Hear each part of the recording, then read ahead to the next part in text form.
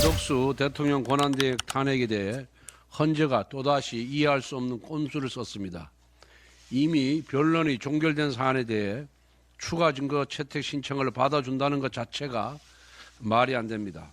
한덕수 총리 탄핵 소추는 이미 내란죄가 철회되었을 뿐만 아니라 국정조사 특위에서도 검찰에서도 아무런 혐의를 찾아내지 못했습니다. 그래서 검찰도 한덕수 총리를 기소하지 못하고 있는 실정인데 검찰 수사 기록을 받아서 무엇을 확인하겠다는 겁니까? 헌재법 제32조는 범죄 수사가 진행 중인 사건의 기록은 송부를 요구할 수 없다고 되어 있는데 그것도 변론이 모두 끝난 탄핵 심판에 대해 수사 기록을 요구하는 것은 위법의 소지가 큽니다. 헌법재판소가 국정 운영은 어떻게 되든 말든 오로지 민주당의 이익을 위해 한덕수 총리의 직무 정지를 장기화시키기 위한 꼼수입니다. 문영배 헌재소장 대행은 꼼수 부릴 생각 그만하고 국정 안정을 위해 당장 한덕수 총리 탄핵을 각하할 것을 촉구합니다.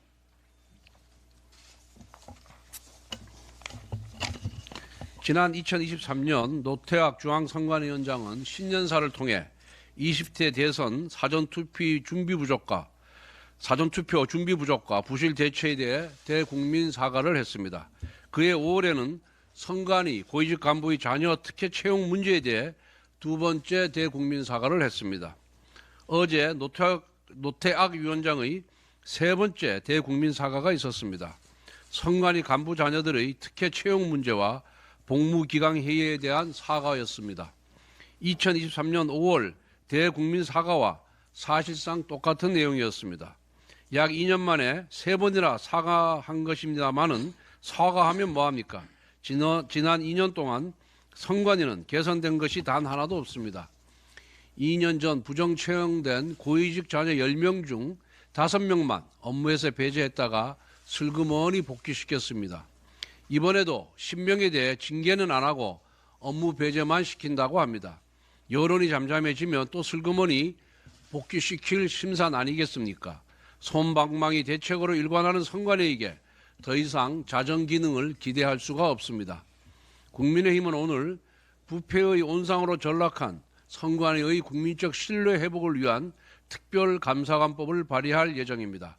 국회가 원내 제1, 2 교섭단체의 추천을 받은 2명의 후보자를 추천하면 대통령이 7일 이내에 1명을 선택해 특별감사관으로 임명하고 감사원, 대검찰청, 경찰청 등 관계기관으로부터 총 50명 이내의 공무원을 파견받을 수 있도록 하겠습니다. 특별감사관은 중앙선관위의 채용을 비롯한 인력관리 실태, 출퇴근 근태 실태, 선거관리 시스템, 조직, 인사, 회계관리 등 중앙선관위 업무 전반에 걸쳐 감사할 수 있도록 하겠습니다. 아울러 특별감사관은 국가공무원법 등 법률상 규정된 징계사유에 해당하는 공무원에 대해 징계 요구를 할 수 있는 권한을 갖도록 하겠습니다. 이번에 드러난 선관위 채용 비리와 복무기강회의 사태는 제2의 인국공 사태를 넘어 제2의 조국 사태라고 해도 과언이 아닙니다. 이번에도 흐지부지 넘어간다면 하루하루 성실히 살아가며 취업을 준비하는 청년들에게 정치권이 공정한 사회를 약속할 자격이 사라질 것입니다. 아울러 선관위에 대한 신뢰가 무너지면 선거관리 시스템에 대한 불신으로 이어지고 민주주의 꽃이라 할 선거에 대한 불신으로 직결됩니다. 선거관리 시스템에 대한 불안감을 불식시키기 위해서라도 부패 선관위에 대한 개혁은 더 이상 늦출 수 없는 과제가 되었습니다. 특별감사관 도입을 통해 선관위가 더 이상 헌법상 독립기관이라는 7글자에 안주하여 불공정과 부패를 자행할 수 없도록 경종을 울릴 수 있기를 기대합니다. 간첩법 개정안이 민주당의 지연 전술 때문에 법사위 문턱을 넘지 못하고 있습니다. 이미 법사위 소위에서 가결되었고 이후 전체 회의도 14번이나 했는데 민주당의 반대로 법사위 전체 회의에 상정조차 되지 않고 있습니다.